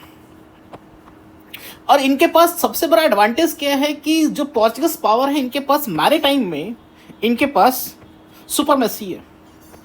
ये मैरीटाइम इनको समुद्री शक्ति इनके पास ज़्यादा है, बिकॉज इन्होंने अभी तक शिप वगैरह में नेविगेशन वगैरह में, और साथ साथ शिप के साथ इन्होंने जो बॉम्बार्डिंग और तोप वगैरह कॉन्सेप्ट भी इंटीग्रेट कर दिया है। तो ये समुद्र में स्ट्रांग है काफ़ी, तो ये यहाँ से अटैक करते हैं फिर समुद्र में वापस चले आते हैं। सो जैमोरिन को लोग बहुत परेशान किए, जैमोरिन को बहुत बॉम्बार्डिंग किया। ठीक है, इसके अलावा अब बोला अरब्स, बोला रुको रुको अरब्स को बताते हैं। सो जितने भी अरब ट्रेडिंग शिप्स वगैरह यहाँ से यहाँ चला करते थे, अब सभी शिप को किसने हैरस करना शुरू किया, सभी कोई शिप को पकड़ कर रोक ले, बिकॉज इसके पास 20 शिप का फ्लीट है, प्लस सारे ये आर्म्ड हैं, हथियार बंद हैं, और ये बहुत ही स्ट्रैटेजिक, ये बहुत बड़े बड़े फ्लीट्स हैं। अरब के शिप्स वगैरह छोटे छोटे शिप्स हैं, बट इनके इसके जो शिप है बहुत बड़ा शिप है। सो 20 शिप का फ्लीट है, और ये अरब ट्रेडर्स को तंग करना शुरू करता है। और इसी बीच में बहुत ही इनफेमस, बहुत ही इसलिए ये गलत काम करता है। गलत काम ये कि क्या करता है कि मक्का मदीना जो मुस्लिम्स का पिलग्रिमेज साइट है, वहां पर से एक शिप आ रही होती मीरी, वहां पर से वहां पे हज करवा के एक शिप है मीरी लौट रही होती है, बीच समुद्र में इसको रोक के वास्को डी गामा उस पूरे शिप मीरी शिप में आग लगा देता है। This is a very very infamous incident. So 1502 के घटना ने वास्को डी गामा ने इस पूरे एरिया में आतंक मचा दिया, और इस वाले इसका गोल ही यही था कि मैं अपना मरीन पावर को मैं दिखाऊंगा, और इसने फोर्स और डिप्लोमेसी दोनों का सहारा लिया। फोर्स तो उसने बहुत यूज किया, और जो लोग जैमोरिन के खिलाफ हैं उनको आपस में उसके साथ उसने डिप्लोमेटिक रिलेशनशिप बनाए। सो इस पर्टिकुलर टाइम पे इसने इस पर्टिकुलर क्षेत्र में, इस पर्टिकुलर एरिया में ही स्टैब्लिश्ड, पुर्तगालियों का इसने दबदबा स्टैब्लिश कर दिया कि ये वाला जो एरिया है, ये एरिया जो मैरीन एरिया है, समुद्री इलाका है, इसमें पुर्तगालियों का दबदबा रहेगा। और यहीं पे पहली बार ये कार्टाज सिस्टम इंट्रोड्यूस करता है। जब इसकी 20 शिप होती है तो ये बोलता है कि अब इस इलाके में कोई भी शिप अगर मूव करेगी तो हमसे परमिशन लेके करेगी। और एक तरह का ये पासपोर्ट सिस्टम है कि हाँ, उस कार्टाज सिस्टम क्या है, एक तरह का पासपोर्ट सिस्टम है, एक ही डॉक्यूमेंट, एक पेपर, इस पेपर पर लिखा होता है कि ये शिप कहाँ से कहाँ जा रही है, इसमें क्या कार्गो है, प्लस इसको पुर्तगालियों ने अप्रूव किया है कि नहीं किया है। और इसी बहाने इसने टैक्स वसूलना शुरू कर दिया। कार्टाज सिस्टम इशू करके ये यहाँ से टैक्स वसूलना शुरू कर दिया। कई जगह पढ़ेंगे कार्टाज सिस्टम को अल्मेडा ने किया, कई जगह अल्बकाकी ने किया, but actually cartaz system was introduced 1502 by Francis Vasco da Gama. ठीक है, बाद में चूंकि जब बाद में प्रॉपर यहाँ पे ये लोग अपना एम्पायर स्टैब्लिश कर लेंगे तो इस कार्टाज सिस्टम को बहुत ही थॉरोली ये स्टैब्लिश कर पाएंगे। But cartaz system itself was introduced in 1502। ये पासपोर्ट, क्योंकि इन्होंने इस पर्टिकुलर रीजन में अपनी मैरीटाइम सुपरमेसी को स्टैब्लिश कर लिया बिकॉज ऑफ देयर फोर्सफुल जो शिप्स इनके हैं, और वास्को डिगामा का अग्रेसिव नेचर ने इस पूरे रीजन में बोला कि अब इस रीजन में जो भी शिप्स चलेंगी वो हमारे परमिशन से चलेंगी, इसके लिए आपको पासपोर्ट लेना पड़ेगा, and that passport was cartaz, Portuguese word, so it's cartaz. So इसके बाद 1502 में बहुत ही एकदम सीना चौड़ा वड़ा करके वापस लौट के आता है, and again king manual is very happy, बोला कि यार तूने वो दिल खोल के काम कर दिया भाई, आ जा। ऐसा इसका कद और भी बढ़ गया, Vasco da Gama become very very famous. अब तो इसने ये पूरा यहाँ पे जाके पूरा अपने रोज बैठ के 4 घंटा कहानी सुनाई कि हमने इंडिया में क्या क्या किया, ऐसे इसको ऐसे किया वैसे किया। अरब ट्रेडर्स वगैरह परेशान है, भैया ये हमारे फील्ड में नया कौन सा आ गया, एंड अरब्स को इसने एक तरह से दबा दिया, ज़ैमोरिन को भी दबाया, अरब्स को भी दबाया। सो इसके बाद अब जो वहाँ की गवर्नमेंट है पोर्चुगीज की, दे डिसाइडेड कि यार अब चूंकि हम लोगों ने यहाँ पे नवल प्रेजेंस अपना स्टैब्लिश कर दिया, हमसे कोई सुपीरियर पावर तब है नहीं, सो प्रॉपर ये जो हमारा ये इलाका है, ये इलाका अब हमारा है, और इन्होंने इसको एक इंस्टीट्यूशनल फॉर्म दिया, क्योंकि अभी तक तो आ रहे हैं लोग, जा रहे हैं, वास्को डिगामा पहली बार आता है, फिर कैब्रल आता है, फिर सेकंड में फिर वास्को डिगामा आता है, बट वो चीज़ अभी है नहीं, प्रॉपर एक सिस्टमैटिक व्यवस्था नहीं है। So they establish Estado da India, Estado da India मतलब पुर्तगालियों का इंडिया वाला साम्राज्य, बेसिकली इंडिया यहाँ इंडीज को संबोधित कर रहा है, प्रॉपर इंडिया नहीं है, क्योंकि स्टार्टो जो इंडिया का जो एरिया होगा वो सिर्फ भारत तक सीमित नहीं रहेगा, ये हॉर्मुज, मलक्का स्ट्रेट, हॉर्मुज, इन सभी एरिया को मिला के है, जो जहाँ जहाँ पुर्तगालियों का वो है आधिपत्य, वो सभी को मिला के है। तो बेसिकली जो ईस्ट में जो इनका कैप्चर है, जिन जिन एरियाज को ईस्ट इंडीज में, उन सभी को मिला के इन्होंने बोला कि पुर्तगालियों का पूर्वी इंडीज का साम्राज्य। सो इन्होंने प्रॉपर एक इंस्टीट्यूशनल स्ट्रक्चर स्टैब्लिश किया 1505 में, और अब वहां से प्रॉपर एक रूलर बन के आएगा। अभी तक वास्को डिगामा कह सकते हो कि ट्रेडर के फॉर्म में है, मर्चेंट के फॉर्म में है, और साथ में लड़ाई भी कर रही है, बट इसके की अथॉरिटी वो वाली किंग वाली अथॉरिटी नहीं है, वहां से इसको डायरेक्टली क्राउन का वो मिल दे के नहीं भेजा गया तू जाकर रूल करेगा। नो, पहली बार इसको क्राउन ने एक्सेप्ट किया कि ये एरिया हमारा, किंग मैनुअल ने बोला, और ये हमारे पुर्तगालियों के साम्राज्य का हिस्सा है, एंड जो अब रूल करेगा he will be called viceroy. So 1505 it was establish, जो कार्टाज सिस्टम जो हमने बात कर लिया, दिस इज योर कार्टाज सिस्टम, ठीक है। 1502 एस्टैब्लिश बाय वास्को डिगामा। इसको लेकर लॉट ऑफ कंट्रोवर्सी, बहुत जगह आपको वास्को डिगामा का नाम नहीं मिलेगा, but I have confirmed it with various Portuguese sources also, it is Vasco da Gama. And इसके बाद फाइनली 1505 में हमने एक साम्राज्य देखा, स्टैडो द इंडिया, जो पहली बार इंडियन ओशन के वाटर में यूरोप वालों ने बोला कि ये हमारा साम्राज्य है, ये हमारा एरिया है। So this mark the beginning of colonial rule, this mark the beginning of colonial rule. 1505 was the year जहां से हमें पहली बार कॉलोनियल रूल देखने को मिलता है, and Francisco de Almeida, in fact Dom Francisco de Almeida was made first viceroy. So जब ये यहाँ पे आता है तो इसके पास बहुत सारे चैलेंजेस हैं। चैलेंजेस ये हैं कि ये तो एक तो इसके जस्ट पहले वास्को डिगामा बहुत यहाँ पे मारपीट करके जा चुका है, lots of disturbance, lot of hostilities. So Zamorin और वो तुम्हारे अरब ट्रेडर्स, और जो तुम्हारे ये जो लोकल और भी जो अरब इजिप्ट वगैरह के रूलर्स हैं, वो सब परेशान है यार, इसको हटाओ यहाँ से। So when Almeida came, Almeida के पास दो चीज़ें, एक तो जो मैरीटाइम सुपरमेसी को, एक मैरीटाइम जो सुपरमेसी को जो स्टैब्लिश करके गया है, इस मैरीटाइम सुपरमेसी को वास्को डिगामा, उसको फिर से स्ट्रांग होल्ड, उसको कॉन्सोलिडेट करना, उसको बना के रखना। दूसरा, अपने साम्राज्य को विस्तार करना, बाकी जो लोग इसका पोजीशन में हैं उनको शांत रखना। सो व्हेन डी अल्मीडा केम, तो इसके साथ सबसे बड़ी समस्या क्या होती है कि इसने अलग अलग जगहों पे जो भारत का जो जहाँ जहाँ इसकी फैक्ट्रीज हैं, उन सभी फैक्ट्री को उसने फोर्टिफाई करना शुरू किया, मतलब किलाबंदी, घेराबंदी करना शुरू किया, किले बड़े बड़े जैसे पत्थर वगैरह से किले बनाने शुरू किए। एक तो उसने ये काम किया, तो किलवा, कैनानौर, सोफाला, जितने भी स्ट्रैटेजिक मैरीटाइम लोकेशन है उसमें उसने फैक्ट्रीज वगैरह बनाई। उससे भी important what happened, battle of Chaul. So battle of Chaul में क्या हुआ था? सो बेसिकली इसमें होता क्या कि जो अरब ट्रेडर्स हैं they want to attack the Portuguese empire. So यहां से इजिप्ट से इजिप्ट से आर्मी फ्लीट, वहां से फ्लीट भेजी जाती है, मतलब समुद्री नौकाएं भेजी जाती हैं. एंड दिस समुद्री नौकाएं was led by Amir Hussain al Kurdi. Amir Hussain al Kurdi. और ये बैटल कहाँ लड़ा जा रहा है? महाराष्ट्र में एक जगह है चौल, जो कि प्रेजेंट डेज को रेवांडा बोलते हैं. ठीक है.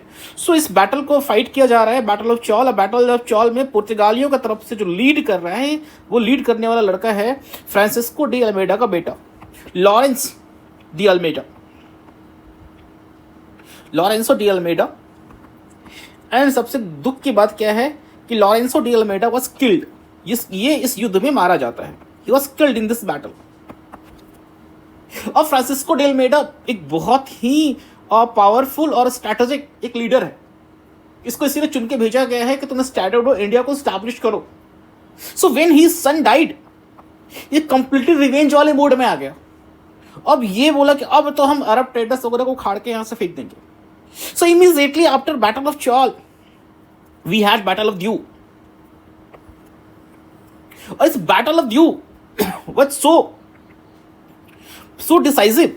इस बैटल ऑफ द्यू में तुम्हारा इंटायर, इस बैटल ऑफ द्यू में बिकम सो डिसाइसिव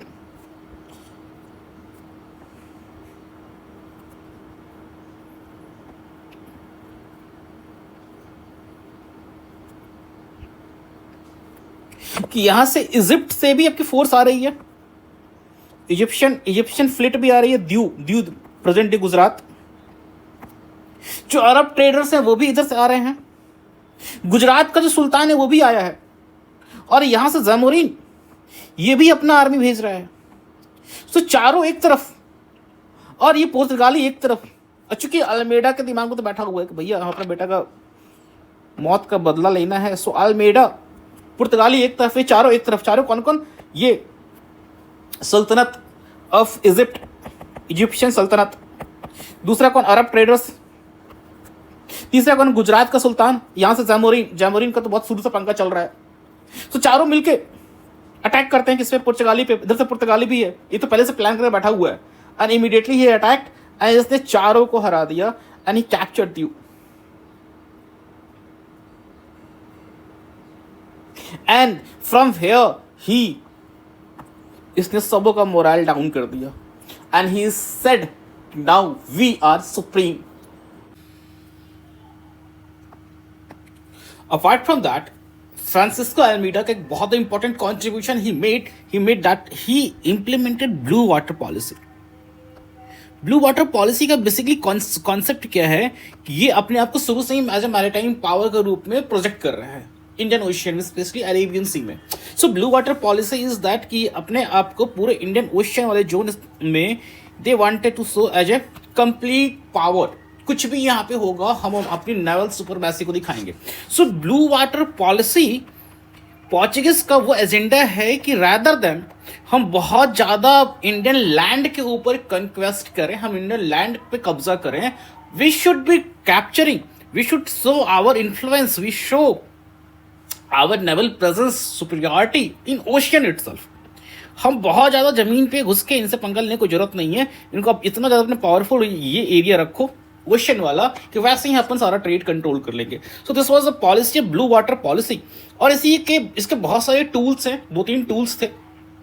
उसमें सबसे मोस्ट इंपॉर्टेंट टूल है कार्टाज सिस्टम, जिसके बारे में अपन पहले ही बात किया कि कार्टाज सिस्टम के थ्रू ये लाइसेंसिंग दे रहे सभी को कि भैया लाइसेंस हमसे लो तभी आप अपने शिप को यहाँ से लेके जा पाओगे.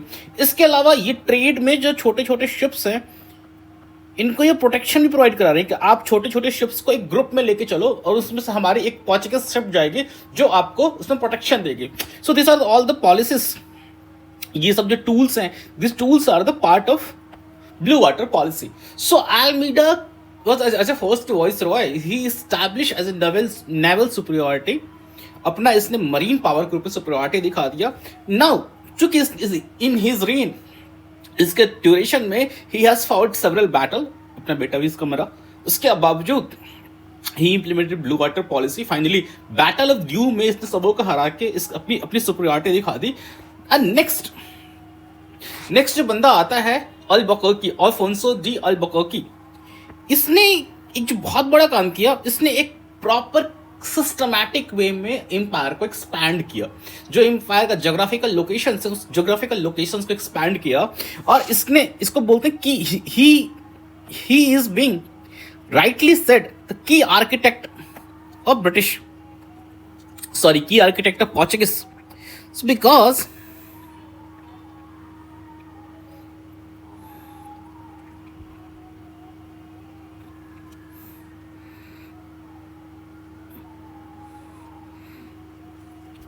because यहाँ पे this is your Malacca Strait. This is Malaya Peninsula.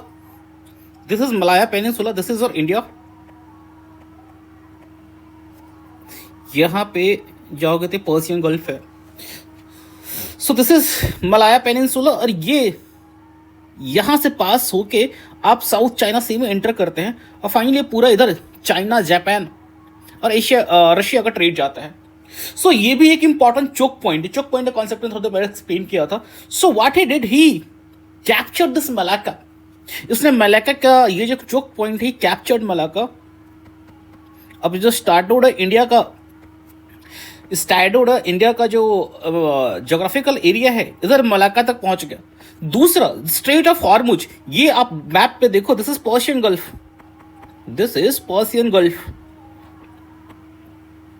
And this is straight of Hormuz. So उसने हॉर्मुज पे भी कब्जा किया। Strait of Hormuz, he captured Hormuz. So यहां पे भी एक important choke point he captured. और यहां पे इसने एक सिटी है स्कोटा करके, ही यहां पर रेड सी के पास में ही एस्टैब्लिश फोर्ट वहां पे। सो ही टू इंपॉर्टेंट चोक पॉइंट्स यहां पे, और ये मलाक्का वाला चोक पॉइंट, तो इसको भी कैप्चर कर लिया। एंड इन दिस वे अल्बुकर्की ने, जिसका मैरीटाइम इन्फ्लुएंस है पोर्चुगीज का, जिसको एक्सपैंड करते हुए जो इंपॉर्टेंट चोक पॉइंट्स है ट्रेड रूट्स के, उन सब पे अपना पोर्चुगीज को कैप्चर एक्सपैंड किया। So just we will see कि इसने ही कैप्चर्ड मलाक्का इन 1511। सो उसके बाद Malacca, just we saw the Malaya peninsula, और नीचे जो मलेशिया वाला पार्ट है, दोनों के बीच का जो strait, narrow strait, that is straight of Malacca. ठीक है, सिंगापुर का tip. So strait of Malacca he captured, then he captured Hormuz 1515। ठीक है, एंड बिफोर दैट इन लोगों की नजर गोवा में बहुत लंबे टाइम से थी। अब गोवा क्यों? गोवा का जो लोकेशन है बड़ा स्ट्रैटेजिक लोकेशन है। गोवा का जो एरिया है बहुत ही नेचुरल हार्बर के रूप में काम करता है। मतलब गोवा पे शिप को ले जाना बड़ा आसान है। सो वहां पे चूंकि मैरीटाइम पावर है, तो इनको ऐसा लोकेशन चाहिए जो लोकेशन एक नेचुरल हार्बर के रूप में हो। सो गोवा उनके लिए फेवरेट प्लेस था। एंड टू कैप्चर गोवा, ये लगातार इस पे अटैक करना शुरू किए। So Goa was that time under the control of सल्तनत ऑफ बीजापुर। और जो बीजापुर का गवर्नर है यूसुफ आदिल साहब को पता चल गया कि भैया Portuguese is going to attack Goa. So जो पहला अटैक होता है, पहला अटैक में ही कैप्चर मार्च में पुर्तगाली कैप्चर तो कर लेते हैं, बट यूसुफ आदिल साहब तुरंत अटैक करके 1-2 महीने मई में ही टुक इट बैक गोवा को। बट गोवा में बहुत पैनी निगाह है अल्बुकर्की की। सो अल्बुकर्की गोवा को छोड़ने वाला है नहीं। So what he did, next time he came with full preparation, and in the month of November 1510 he finally captures the Goa. So Goa is gone. लेकिन अभी भी गोवा एडमिनिस्ट्रेटिव कैपिटल नहीं बना है पोर्चुगीज का, ये आगे जाकर बनेगा। एट दिस प्रेजेंट टाइम 1510 में जो पोर्चुगीज का कैपिटल भी कोचिन है। 1530 में जाके ये लोग गोवा को अपना एडमिनिस्ट्रेटिव कैपिटल बना देंगे। एट दिस टाइम जब गोवा कैप्चर हुआ है, उस टाइम पे their capital is at Cochin. So this is what the main Albuquerque का काम किया था। इसके बाद हम सिर्फ मेन देखेंगे, मेन इवेंट्स क्या हुई हैं। ये दो वाइस रॉयल्टी बहुत इंपॉर्टेंट है, अल्मीडा एंड अल-बकरकी। नेक्स्ट इसी बीच में एक और जो मेजर इंपॉर्टेंट इवेंट होता है 1520 के आसपास में, वो होता है कि अब स्पेन वाले भी पीछे नहीं बैठे हैं। इन्होंने एक पुर्तगाली को ही हायर किया है कि बेटा तू जा कुछ बड़ा काम करके आ, तू इंडिया के लिए रास्ता ढूंढ के आ, लेकिन डायरेक्ट नहीं, पीछे से घूम के। अगर अर्थ राउंड है सो ऐसा जरूर रास्ता होगा जो उल्टा घूम के भी फिर से इंडिया पहुंचता होगा। और इस काम के जो चुना गया that he was Magellan. Magellan of Portuguese, he is from actually from Portuguese, but जिस शिप को लेके निकलता है वो शिप पे स्पेनिश फ्लैग है, स्पेन का फ्लैग है। And he started his journey from Spain and he is coming. या तो ये जर्नी ये ऐसे लिया होगा या फिर इसने इस वाले रूट से लिया होगा, बट मोस्ट प्रोबेबली इसने जर्नी ऐसे लिया। ठीक है, अब यहीं से मेन टर्निंग पॉइंट आता है कि ये Vasco da Gama and Bartholomew Dias ने ये जर्नी इधर लिया था and he shift change course this side, और साउथ अमेरिका के कोस्ट लाइन को पकड़ते हुए ये यहाँ तक पहुँचता है। एंड इस पर्टिकुलर जोन में इसको बहुत सारे साइक्लोन्स वगैरह देखने को मिलते हैं। फाइनली ये साउथ अमेरिका के यहां पर से निकल के बॉटम में से ही cross to Atlantic to this new vast water, बहुत वास्ट वाटर है। He इंटर्स into that. सो इस जिस पर्टिकुलर नैरो वाटर बॉडी से ये पास हो जाता है that is called Magellan strait, that is called Magellan strait. चूंकि ये एक बहुत ही स्टॉर्मी एरिया से निकल के ये जाता है एक बहुत ही वास्ट वाटर के बॉडी में जो रिलेटिवली शांत है। सो ये खुशी में बोलता है मैरो पैसिफिक समथिंग इन स्पेनिश, और यहीं से इस ओशियन का नाम पड़ता है Pacific ocean.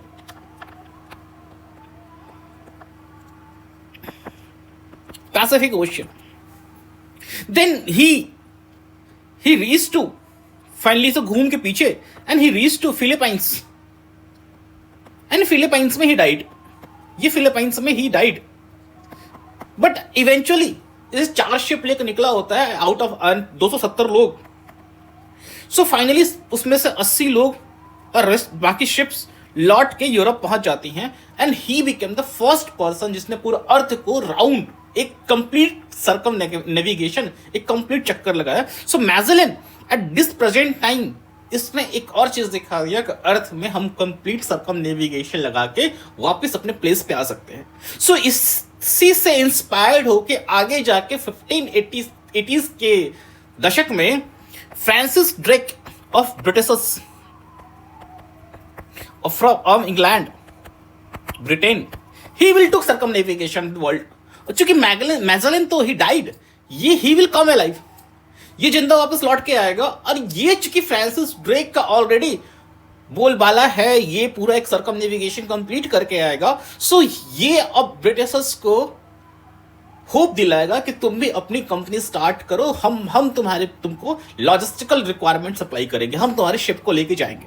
So this is how Francis Drake जो आगे जाके ब्रिटेन का सर्कम नेविगेशन करता है, he become instrumental in establishing East India company.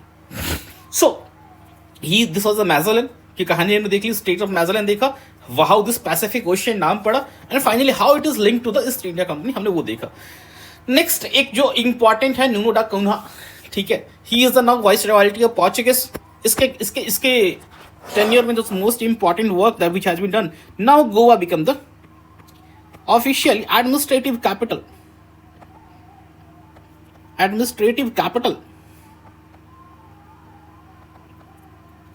of Portuguese India. This happened his time. So Nuno da Cunha, also this I discussed, Goa became the capital of Portuguese India 1530. इसके अलावा ये again expansionary policy लेकर आया है। सो ये बेसेसन वाली वसई जो मुंबई के पास एक प्लेस है, ये आगे जाकर देखोगे तो मराठा और इंग्लिश के टाइम पे जो वार होगा एंग्लो मराठा वार, इसमें this place will play very important role. So ये उसको कैप्चर करता है। इसके अलावा यहाँ पे दीव एंड फोर्ट्रेस में, ये फोर्ट्रेस मतलब ये यहाँ पे किलाबंदी करता है, और 1535 में he captures Diu also. he captured Diu also. ठीक है. So these were the political points which were taking place. Apart from that, Portuguese जब भारत में आए, इंडिया में आए, सो उसी टाइम पे उनके साथ में जो क्रिश्चियनिटी है, क्रिश्चियनिटी के एक्सपेंशन का भी प्रोपेगेंडा साथ में आया. So they wanted to expand Christianity in India. जो वहाँ पे क्लर्जी है, पोप है, जो वहाँ पे जो इंटायर पोप का जो हेड है, दे आर सेइंग, उन्होंने सभी किंगडम्स को ये दे रखा है जिम्मेदारी एक तरह से कि आप धीरे धीरे अपना एम्पायर एक्सपैंड करो, हमारे तरफ से पूर्ण सपोर्ट है. लेकिन एट द सेम टाइम जो भी न्यूली एक्वायर्ड टेरिटरी होगी वहां पे you have to spread Christianity. So in 1542 में जो किंग जॉन थर्ड हैं पोर्चुगीज के, वो वहां के पोप को लिखते हैं कि भैया जो अपने इंडिया में कुछ कुछ हमारे पास ये क्लर्जी वगैरह भेजे हैं, सो उनका ऑर्डर बहुत अच्छा नहीं है. वी नीड सम ऐसा पर्सन जो पूरा जाके अपने कैरिस्मेटिक पर्सनालिटी से वहां के लोगों को मंत्रमुग्ध कर दे. So 1542 Francis Xavier was sent to India. He arrives India on 6th July, I think, something 6th of 1542. He comes to India. और इस बिफोर दैट, इसके पहले they have established Society of Jesus. Society of Jesus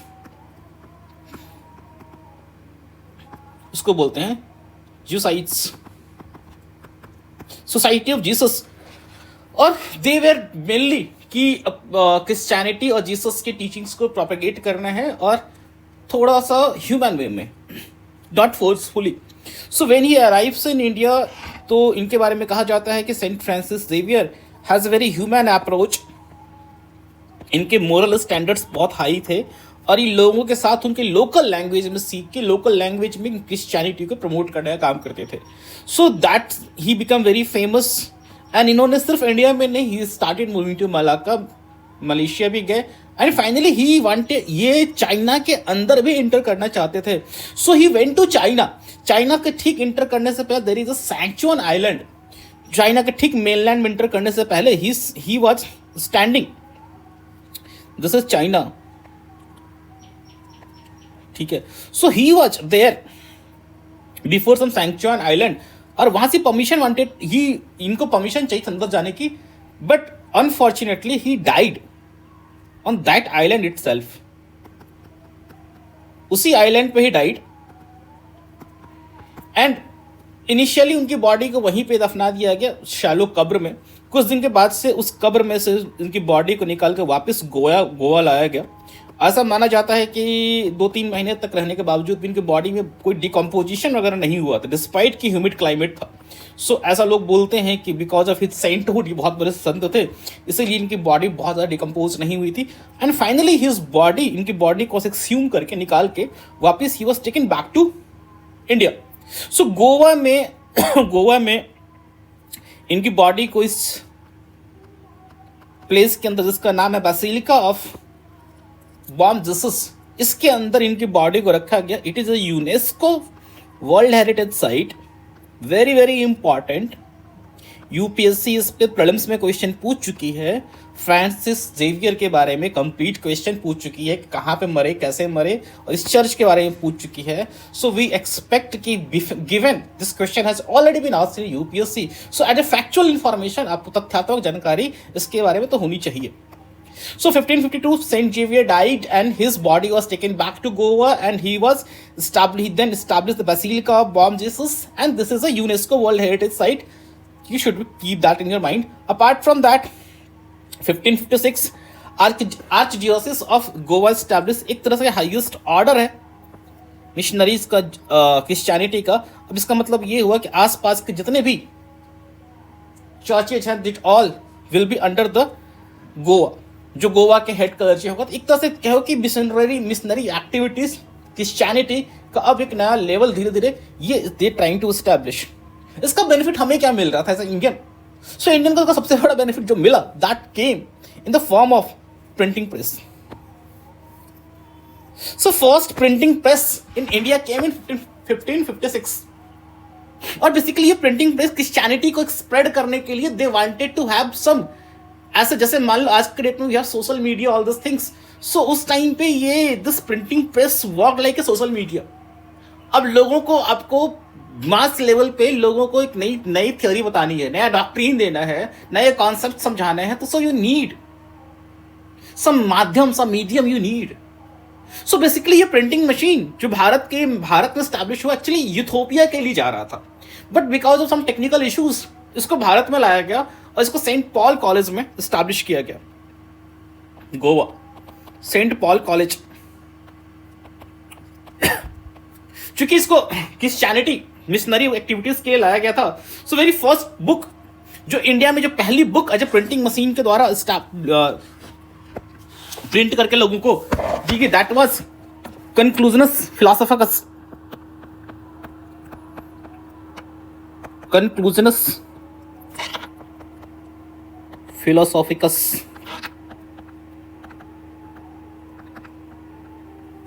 but ये किताब सिर्फ औपचारिक था, नहीं होता उदाहरण इनॉग्रेशन करने के लिए छोटा सा कुछ ट्रायल या इनॉग्रेशन करने के लिए छोटी सी किताब पब्लिश की 2-3 पेज की.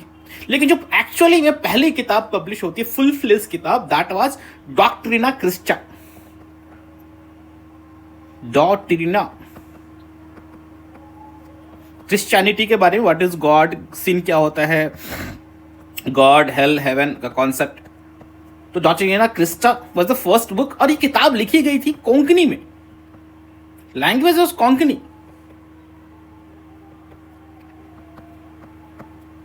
और इसका मेन उद्देश्य था लोगों को बताना क्रिश्चियनिटी के बारे में, हमारे यहाँ क्या क्या डॉक्ट्रिन है, ये सब सारी चीजें. So keep in the mind the very first trial किताब जो लिखी गई थी, that was Conclusiones Philosophicas. The full fledge किताब लिखी गई थी, that was Doctrina Christa and written in the language Konkani for the purpose of spreading Christianity.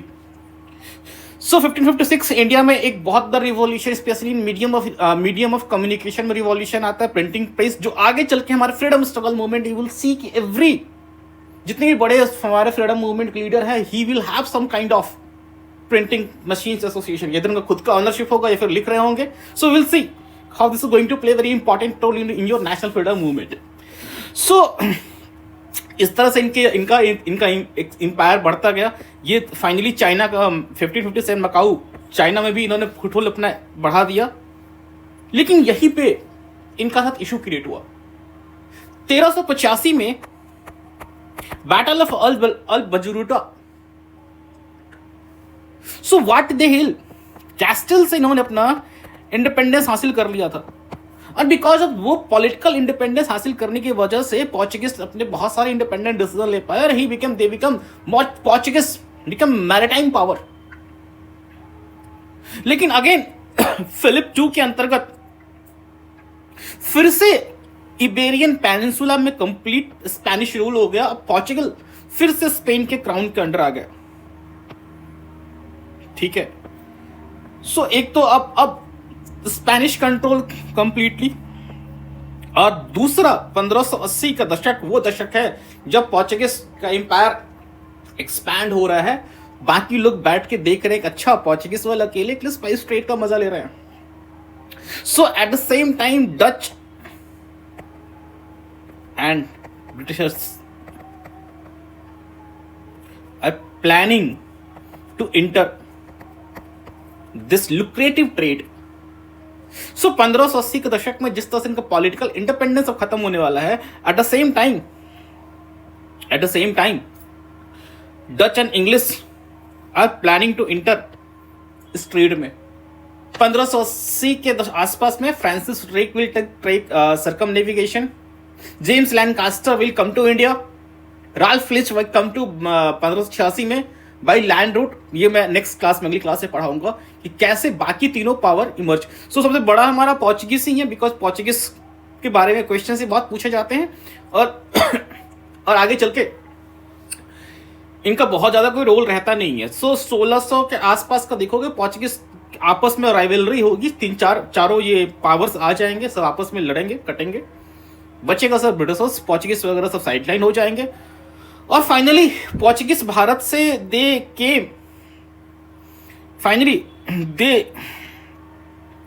Leave India. जब 1961 में ऑपरेशन विजय के तहत इनके सिर्फ 2-4 पॉकेट्स इंडिया में बच जाते हैं, ये Goa is very very important. Goa की लास्ट में जाके ऑपरेशन विजय के अंतर्गत में 1961 में पोर्चुगीज से कंट्रोल से गोवा को वापस लिया जाता है आर्मी ऑपरेशन करके, that was operation Vijay. And finally Portuguese जो भारत में 1498 में आए थे, इनका एग्जिस्टेंस भारत से 1961 में खत्म होता है। So this is a long story of Portuguese. In the next class, we will see the story of Britishers, French से पहले हम डच देखेंगे, then French. So in the next class, we will wind up the entire advent of European, and we will take up the next topic of कि कैसे Mughal dynasty decline हुई और नए नए स्टेट्स कैसे फॉर्म हुए, उनका क्लैश कैसे ब्रिटिशर्स के साथ हुआ। So see you tomorrow.